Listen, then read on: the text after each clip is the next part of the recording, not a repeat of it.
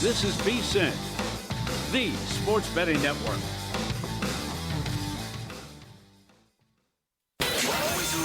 Follow the money. That's what I always say. You always follow the money. Yeah. This is Follow the Money with Mitch Moss and Pauly Howard on VSiN. Welcome aboard. We're live in downtown Vegas. Circa Resort and Casino is a spot. Busy hour coming up in 30 minutes. Jeff Sherman on the program over at the Westgate Superbook. They released their annual props for the Super Bowl late last night. It's a big to-do. A lot of sharp bettors go over there. They get $2,000 a pop. I'll ask them about that whole process. And right now we kick off the hour with Fantasy Football Hall of Famer, longtime friend of the show, Paul Charchian. He's in town, comes in studio today. Good to see you, my man. How are you? I'm doing great. In town for a very small band playing a concert in town called Midwife. I think there's going to be 400 of us at the concert. It'll be small, but it's a great excuse to come into town and see you guys as well. Actually, I know the venue, 400 people can actually fit in there. Well, maybe not. I'm estimating. I've never been in the Griffin. Yeah, okay. At the end of Fremont Street, but I'm guessing 400. Don't we all like smaller venues for concerts way more than anything? It's amazing. Yeah, like First Ave in Minneapolis. Even smaller in this case. Yeah. First Ave is 1,500 and it's huge. Hugely popular.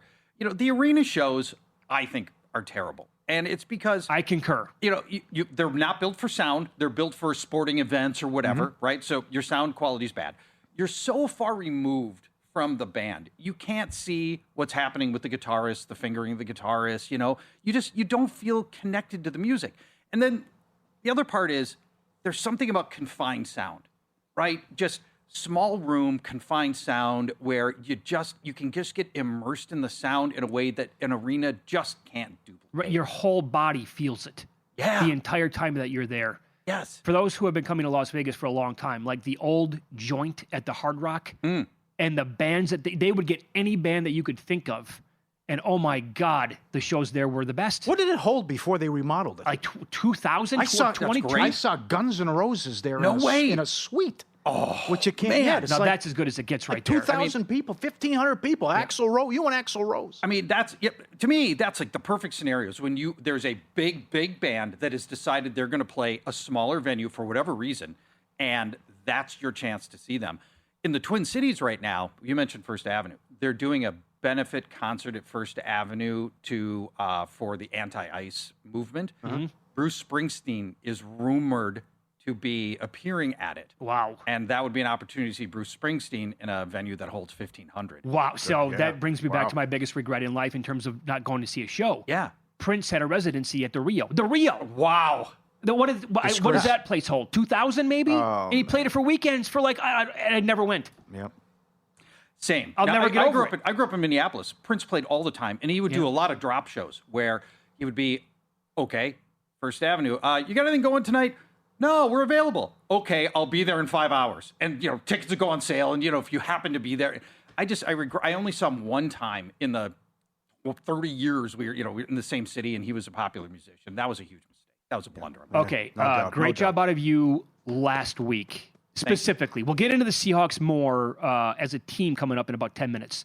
But some of your breakdowns and your analysis, like the running backs against the Seahawks and how they have done it all year long. And Corum, he was higher than 17-1 at one sports book for 3 catches, and he got it done. Oh, man, that's fantastic. Well, we're going to hit that same angle here in just. In fact, you want to go right there right now? We can set it up here. Okay. Right. If that's what you'd like to do. Because Paul was on this too right away to begin the week, and I tailed him. And so because of your breakdown, which was so good, and also I was. I think this is a question the O-line, a lot of pressure on the quarterbacks. Hello, dump-offs. Yeah. A lot of dump-offs in this game. But your breakdown was so good last week, and those big tickets, there was a plus 950 that cashed on Corum as well. I think it was the yards. But let's start with Henderson. Take it away. Travion Henderson. So we're going to talk about both of the Patriots running backs through the air. This is I think the strongest play that we're going to see based on past trends, and you can decide whether or not. You mentioned we highlighted the Rams runners against the Seahawks last week. Seahawks are a great defense, except for this one Achilles heel that we've been hitting all playoffs long, and it keeps working. So we're going to keep doing it. They were the worst defense in the league against running back receptions. They allowed the most in the league at 6 per game during the regular season, and then through the playoffs, that trend has continued as well. 2 games ago in the playoffs, Christian McCaffrey was at 5 receptions before he got knocked out of the game at roughly halftime. He was on his way to a big game. Last week, Kyron Williams, Blake Corum, 5 touchdowns. Ramondre Stevenson, who we're talking about in a minute, is potentially sitting on a really big game. But the best trend that I think you're going to find out of the entire weekend is actually TreVeyon Henderson. Over 1/2 reception, so we need 1 to cash a ticket. I would consider laddering that up to 2 or 3 catches. 3 catches is 6-1 at Caesars. 6-1. Perfect. That's fantastic odds here. So let's talk it through just for a minute. Seattle gives up so many running back receptions that number 2 runners almost always get paid. We hit on this number last week. We're going to do it again here. This stat. We've done a lot of segments, guys. I don't think we've ever talked about anything happening 18 out of 19 times. Here it comes. 18 of 19 Seattle opponents have had a second running back get at least 1 catch. 18 of 19. And that's why we're focusing on TreVeyon Henderson. Blake Corum got it done last week. This is a fantastic opportunity for TreVeyon Henderson over receptions. Beautiful.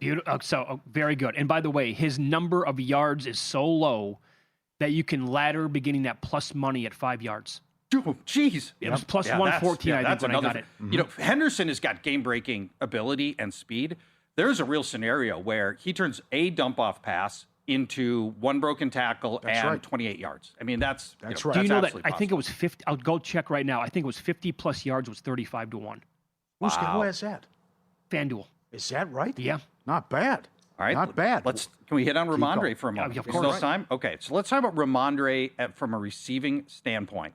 I want to hit him a couple of different ways. I think he's sitting on 3, 4, maybe 5 catches.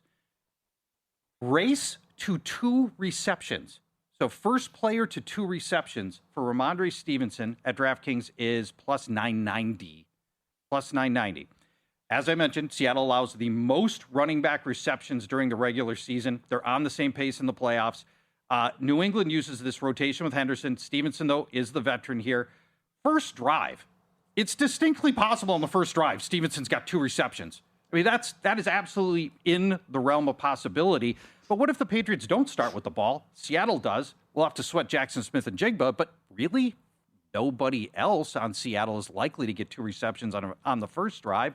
So even if it takes a couple of drives, there's a scenario here where Ramondre ends up sitting at 2 receptions faster than anybody else in this game at plus 990. That's pretty good value. Stevenson averages 19 routes per game since midseason, 20 routes per game in the playoffs.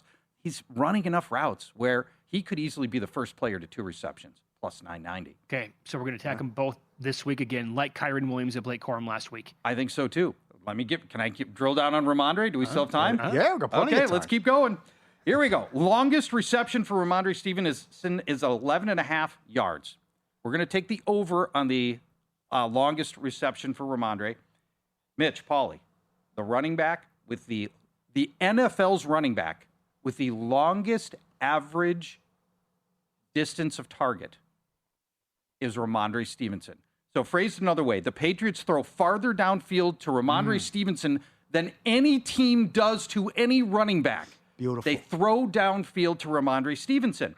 So we're talking about 11.5 yards for Ramondre. So I decided to look up what happens when the Patriots throw 12 air yards or more to Ramondre Stevenson.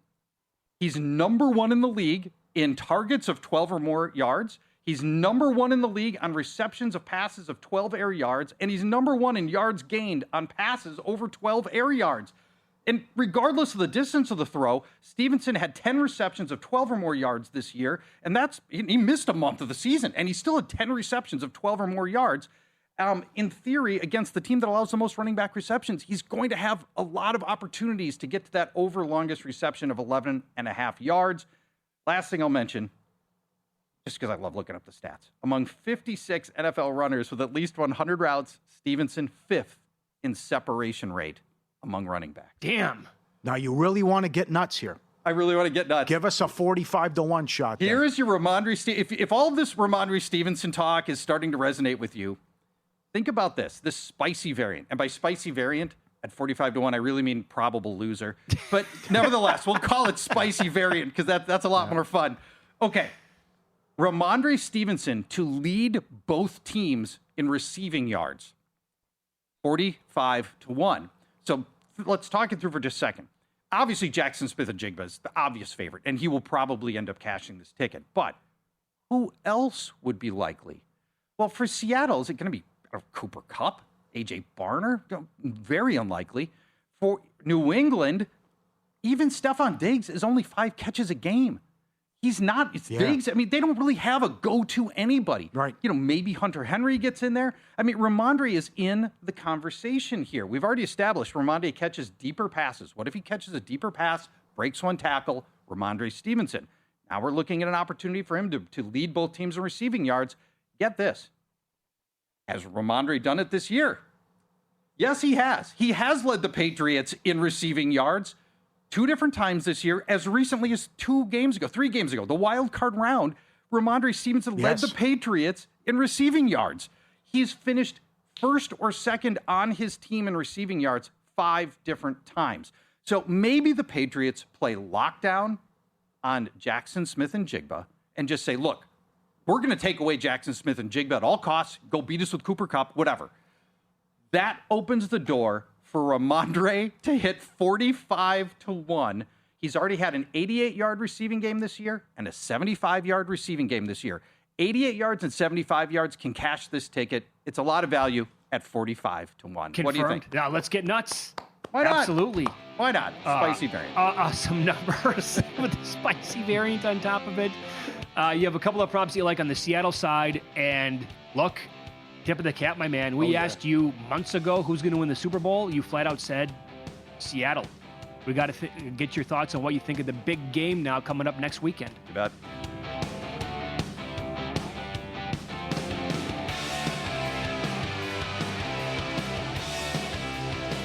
So you're listening to this podcast because you want an edge. But what if I told you you're only halfway there? You've got the mindset. Now it's time to get the toolkit to match. Here's the thing. Pro bettors spend thousands on data and tools, but what they don't want you to know is you can get the same edge for a fraction of the cost with VSiN Pro. With VSiN Pro, you get access to expert picks, public betting data, prop projections, powerful tools, analytics, and more. Tap the link in the description and see why thousands of bettors are already using VSiN Pro to cash more bets.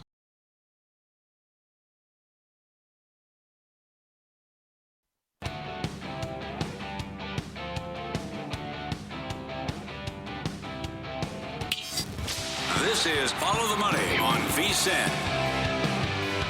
We continue here with Fantasy Football Hall of Famer Paul Charchian. He's in studio, in town for a concert tonight.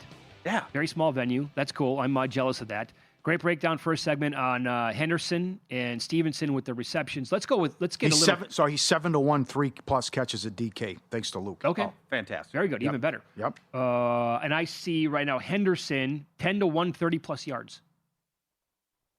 That's Wow. a great opportunity. I mean, Henderson's going to, as we mentioned last segment in detail, he's going to catch at least 1 pass, maybe 2. And again, his whole bit is explosive plays. Absolutely. So you really just need the 1 catch, and you've got a 25% chance he's going to turn a 0-yard catch into a 30-yard game. Yep. I mean, he's an explosive player. It's the same bit on the other side with Rashid Shaheed. Yes. Like, explosives are coming, I think, from some angle with this guy, right? Oh, for sure. Now, I love Shaheed. What a great trade. What a great trade by John Schneider and Trent Kirchner in the front office of the Seahawks. But I've got a betting angle on Shaheed, if I can throw it around for you. Of course. And it's an oddball one. It's Rashid Shaheed over 3.5 rushing yards. So get this. And in some ways, this bet's just this simple. I'm just going to give you, I'm going to drown you in stats in a minute, but just these 2. Patriots allowed the most wide receiver rushing yards out of any team last year in the regular season. The most wide receiver rushing yards, that was the Patriots. And since his trade to Seattle, Rashid Shaheed leads all wide receivers in rushing yards. So, I mean, you could just stop there, but you guys know me. New England allowed 8 wide receiver rushing yards per game. 8. We're trying to get to 3.5 rushing yards for Rashid Shaheed. The Patriots allowed the second most yards per carry by wide receivers, 9 yards per carry. So really, we just need him to get the 1 carry. He's very likely to turn it into well over 3.5 rushing yards. So will Shaheed get 1 carry? Patriots allowed the 6th most wide receiver rushing attempts at 1 per game, and Rashid was 3rd in rushing attempts across the entire league. Rashid's gotten at least 1 carry in 8 of the last 11 Seahawks games, basically the 11 he's played since the trade deadline.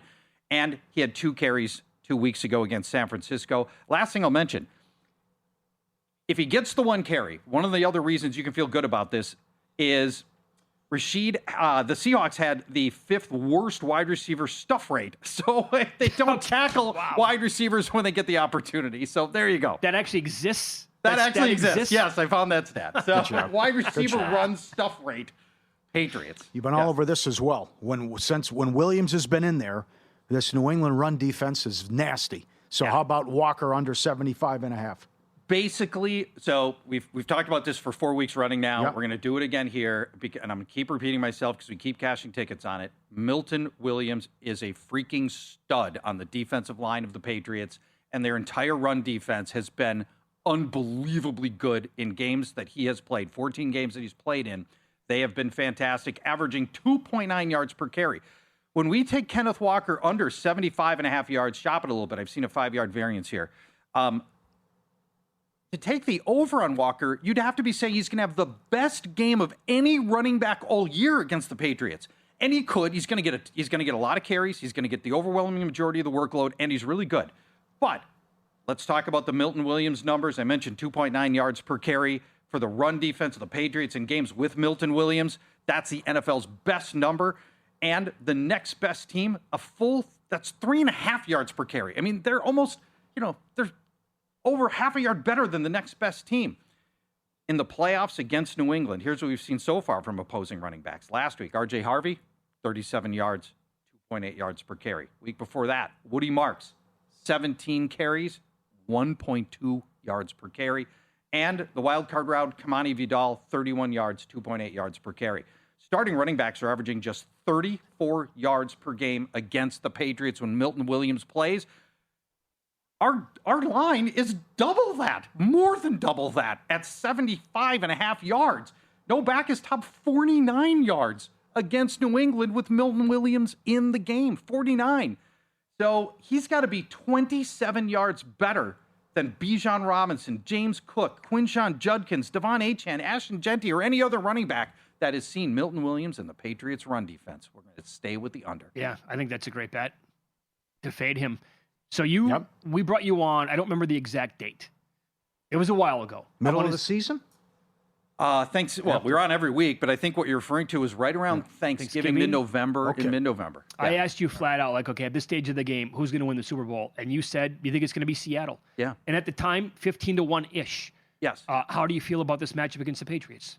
Seattle is a team without a material weakness. I mentioned these running back receptions they give up, but Seattle's a team without a real weakness, right? If you were to say, almost every other team in the league, you can find spots where you can just say, well, we can go win the game by exploiting this weakness. Mm-hmm. Seattle just doesn't have that. So, they can run the ball well enough. They can pass the ball, very well. I mean, what Sam Darnold just did was fantastic. And the defense is great, right? They get tons of pressure. They've got the cornerbacks that are good, the safeties that are good. It's just, I don't see a scenario, and this is the same thing I said when you asked me this in November. I don't see a scenario where they've got some critical fault that the other team goes and exploits and generates a loss with. It's just, Sam Darnold was thought to be the critical area, right? Everybody thought Sam Darnold was going to be the critical area of failure. Mm-hmm. Doesn't look that way. He's your MVP odds-on favorite. Right? Mm-hmm. Why were you so strong on JSN and also Kubiak in the summer? Mitch was out. Your favorite prop was JSN over 950 yards. Hello. Yeah, at the time we said the only way JSN's not going to hit over 950 yards was injury. Mm-hmm. So it was basically an injury bet. Will he play 14 games because he was going to hit that number so easily? And you just felt like the upgrade from Geno Smith to Sam Darnold was going to be so great that it was putting JSN potentially on a launching pad for greatness. And sure enough, I mean, I wish I did place a bet right behind us at that time, came off the air with you, went down there, got a ticket. I wish I'd bet a lot more. But JSN, obviously, with a great season, ended up leading the league in receiving yards. So I think there's a path here for Seattle to really take it to them. I do. And win by 10, 14, 17, whatever. Now, not like last year. Last year at this time, right. You had me on and I said, Eagles, bet them as high as you can possibly go, tilt this thing at 16 points. I don't feel that level of confidence. But I do believe that there's a scenario here where Seattle really handles the Patriots, and I could see this thing being, 10 double-digit point differential. Yeah. How are Viking fans doing? As I said not Monday, well. I know we should have seen this coming. Growing up a Vikings fan, you get rid of Darnold after you win 14 games. Of course, he's going to win the Super Bowl at his next destination. Of course he was going to, right? Yeah. I mean, we are all Viking fans like myself, just baffled that you let Sam Darnold out the door after 4,300 yards, 35 touchdowns, and you still had J.J. McCarthy, who had no leverage. J.J. was going to be with your team no matter what. Now, what you had to tell Sam was you can start, and Sam may not have been willing. They were not willing to tell Sam Darnold, you're going to be our starter. They wanted to give J.J. McCarthy the opportunity to win the job, which you can understand because of the draft equity. But at some point, didn't Sam Darnold do enough in the season that you had with him? Now, Sam Darnold faltered badly down the stretch in those final 2 games for Minnesota last year. In Week 18, they needed a win from Sam Darnold to get the number 1 seed, and he got sacked 4 times that game, tons of pressures. And then in the first round of the playoffs, the Rams sacked him 9 times. But the other side of that is, and I think we alluded to this last week, in those 2 games at the end of the Vikings season that ended the Vikings season with Sam Darnold last year, he was pressured 78 times in 2 games. 78 in 2 games. Nobody would have succeeded in that scenario. No, that's almost impossible. Almost impossible, right? That's between pressures, hurries, and hits and sacks, right? So it seems obvious now in retrospect. Most Viking fans wanted J.J. McCarthy, but obviously Sam Darnold was the right answer. So you have no doubt about him going into this game? I really don't. Sam's played great. Like sky high, as confident as possible? 9 out of 10. Okay. Yeah. Okay. Yeah. I mean, because he doesn't have to win the game himself. Right. If this was a different scenario, if the defense wasn't great, if Kenneth Walker wasn't a really good running back, that would be a different story. But because Sam doesn't have to carry the burden himself, I think he's proven over and over again that he's capable of this. Phenomenal breakdown. Great job all year. We'll attack more props next week as well, and more on the game. Excellent. It sucks that football is going to be over. Anything you recommend on TV? I'm catching up on The Chair Company, the Tim Robinson dark comedy. Yeah, it looks interesting. Oh, it's fantastic. Is it? Yeah, it's really, really good. How many episodes? 9, I believe. HBO. Okay. Yeah, He's the Chair Company. Yeah. The Chair Company. There's an embarrassing incident or something? He's a middle manager at an anonymous company that gets a promotion, and he's super excited at his party, and his chair collapses, and that he's going to sit on. Okay. And so his big moment is ruined. And because it's ruined, that's the alarm on my phone to tell me to do your show. Because his chair gets collapsed, he goes on to this vendetta against the Chair Company, and it's great. Okay. Very good. All right. Follow him on X. He's at Paul Charchian. As good as it gets. Thank you. Enjoy the concert tonight. Yeah, thanks. It's going to be great. Up next, we're going to go across town, connect to Jeff Sherman over at the Westgate Superbook. We'll get into popular bets from Sharps last night and ask how they go about making their numbers for the big game coming up on Follow the Money. It's VSiN, the Sports Betting Network.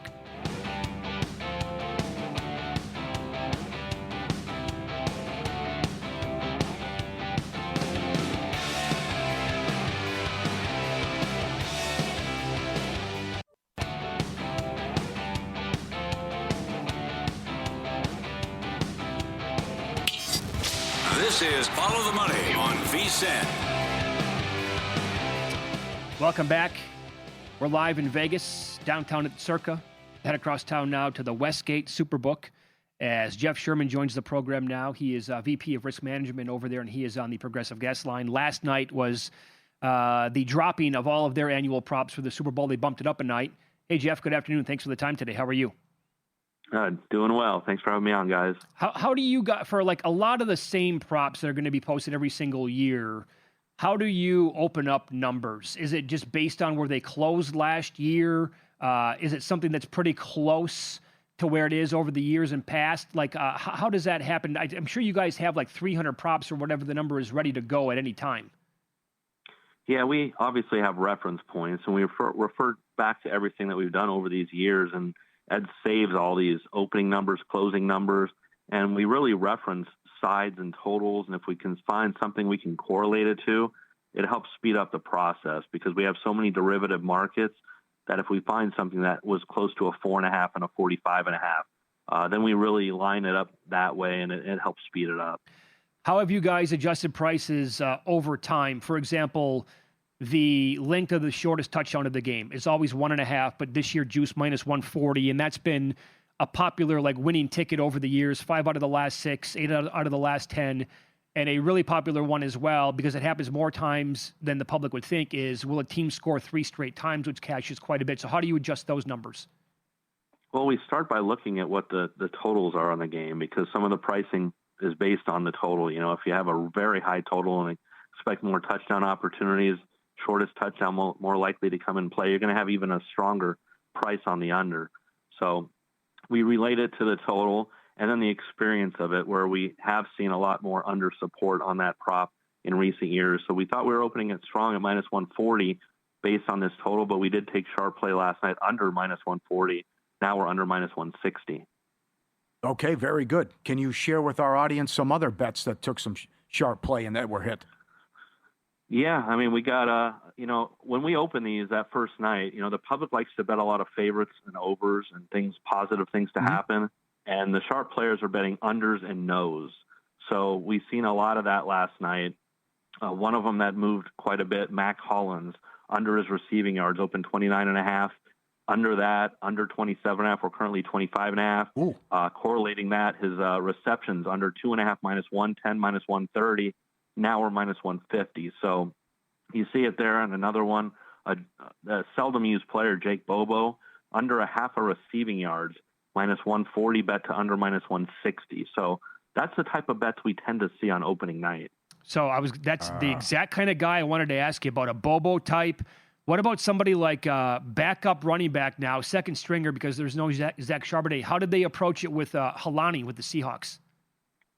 We got a little bit of over on him, but nothing too much. But we have to factor that in, obviously, with the lack of players from previous games. So we saw some over support for him. You would expect to see some under, but on him, he got some over support last night. Did you add anything new? I felt block punt is new, or am I wrong? That is new. Okay. Block punt 11-1. Thank you. One of the more popular ones that we've had over the years has been both teams making 33-plus yard field goals. That's really become a staple.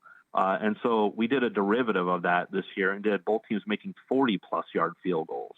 And so, we've seen these longer field goals made all the time now.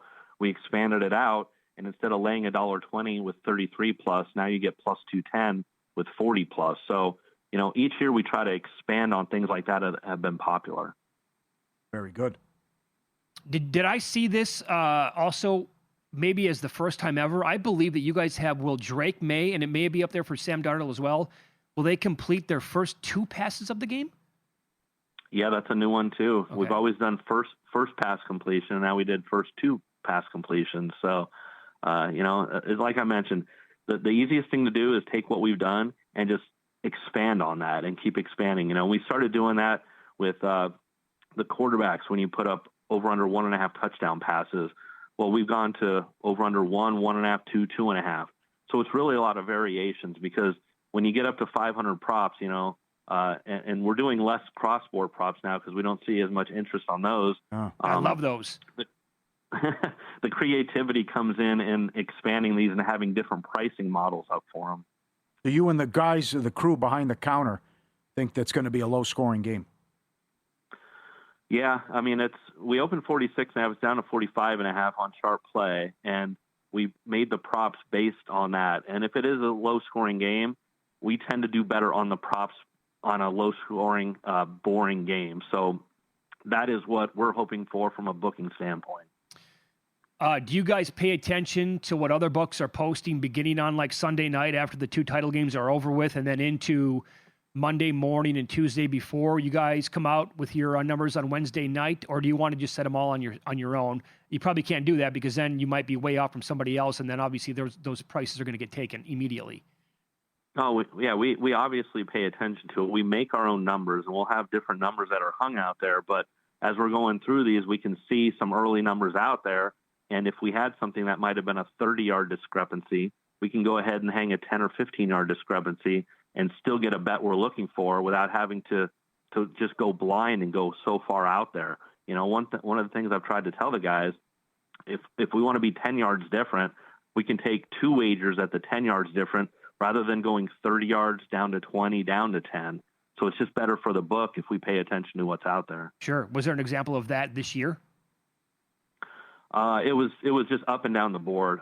You know, just passing yards by the quarterbacks. You know, we were maybe 10, 15 yards different than some of the places out there. And I know we were a little bit higher on each one. So we didn't need to go as high as we originally made the line, and we relaxed that back, and we still got what we were looking for. So you were also a week away from the NBA trade deadline, and you have a superstar that's being shopped.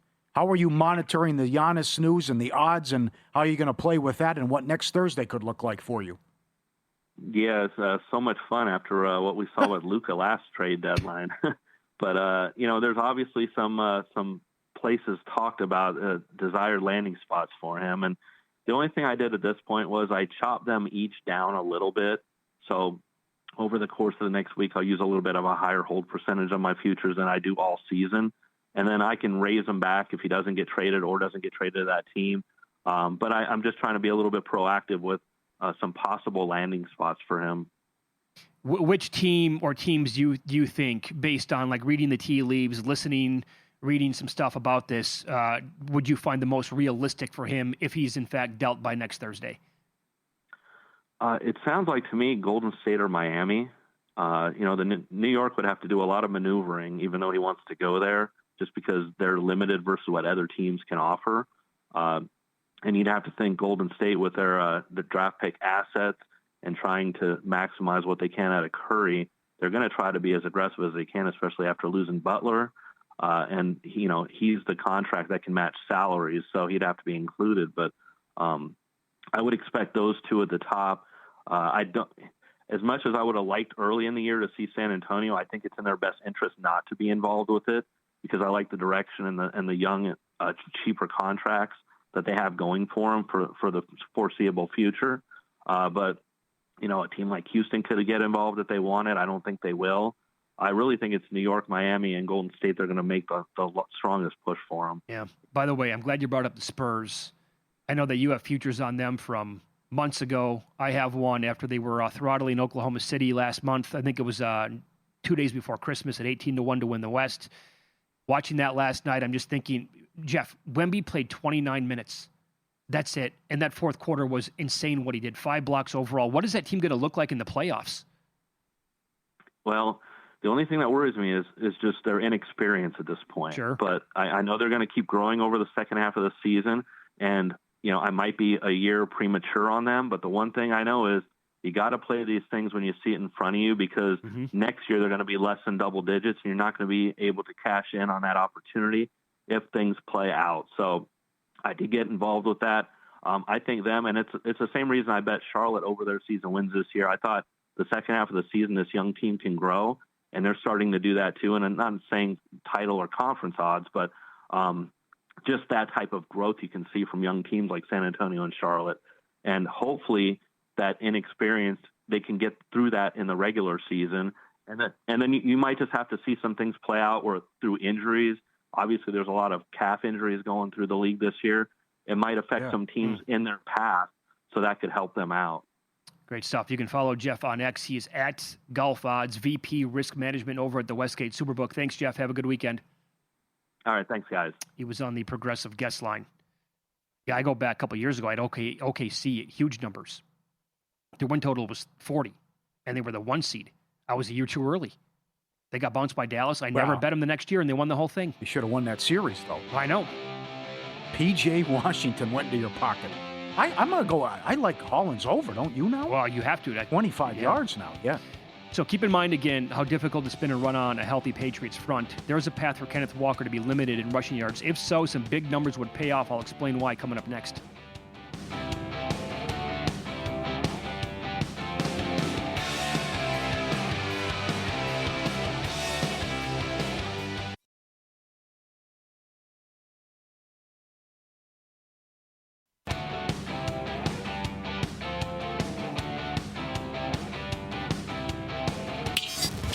This is Follow the Money on VSiN. So we're going to get analysis from both sides today on Kenneth Walker. Fantasy Football Hall of Famer Paul Charchian, last half an hour, gave out Kenneth Walker with great analysis as to why he should go under 74.5 rushing yards. Coming at top of the hour, somebody's going to make a case for Kenneth Walker to win the MVP of the game. Now, here's the thing. Because the Patriots front has been so elite with a healthy Milton Williams, and nobody's been able to run the football on them, I'm actually looking for alternate rushing yards to go under on Walker. If you find them out there, I would love it. Like a screen grab or something. Tell us which book on X at VSiN Live at Mitch Moss Radio at Pauly Howard. If some books would offer over 40.5, under 40.5. I want to know what that number is. Here's what the Westgate does. You can bet in 10-yard increments where he's going to land, which is too difficult. But if you bet every single one of these below 50, here's the example. He's 60-1 to have 0 to 10 yards. He's 40-1 to have 11 to 20 yards. 25-1 to have 21 to 30 yards. 18-1, 31 to 40 yards, and 16-1 to have 41 to 50 yards. Obviously, if you bet all 5 of those, you can only win 1, and you're not going to get the price that you bet it at because you have the 4 other bets. But in theory, you'd still have a pretty nice payday. And I think there's an angle here where he's held below 50 yards. I'd rather have just under 50 yards, plus $3 or whatever the number is. But I think that pathway exists, does it not? You can't argue with what the team has been like when they're healthy on that side of the ball. Mm-hmm. The Charch breakdown and how nasty the run defense has been throughout the playoffs. Yep. And the Williams angle is something. And 75.5 seems high. And how low you want to go. And this is juicy stuff.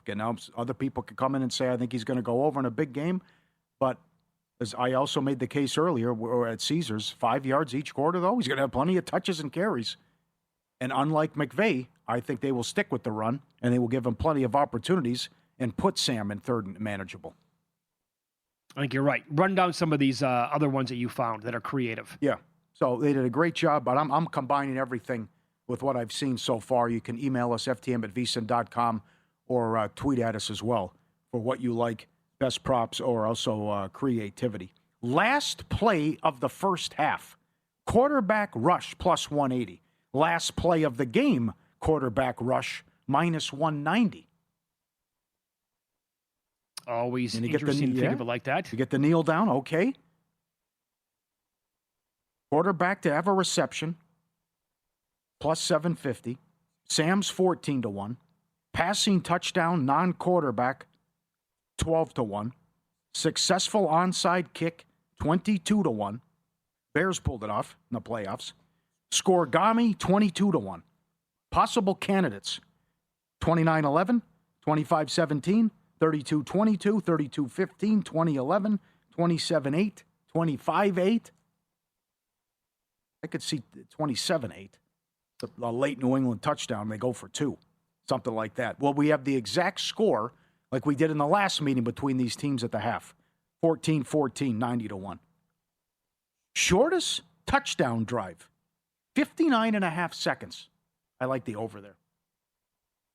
It would have to be... Going to take over after a turnover or no doubt. Long return to special teams. Something. Yeah. Upright or crossbar, plus 450. Block punt, which Jeff said is new, 12-1. Block field goal, which is new, plus 750. Darnold to have 30 yards rushing, 10-1. Seattle converts a 4th down in their own territory, plus 375. I don't see them going for it. Would you rather have New England plus 330? Yeah, that's the only team I would bet on there. Fair. Both teams attempt a 2-point try, plus 550. Both teams convert 11-1. And then you also have one attempt, successful, all that. 1 2-point is 3-1. That's not bad. That's pretty good. Let me give you some numbers I'm seeing here. How about this? Rashid Shaheed, most rushing yards is as high as 750-1. Could this be like the Turpin game for the Cowboys? One carry takes it 73 yards, and that's it. He's the winner in the clubhouse. Oh, that one's interesting. 750-1. You make anything 750-1, I consider it, unless it's Bill Belichick not to make the Hall of Fame. Yeah. How about You cannot. You're already on record. You can't see Sam taking off at all.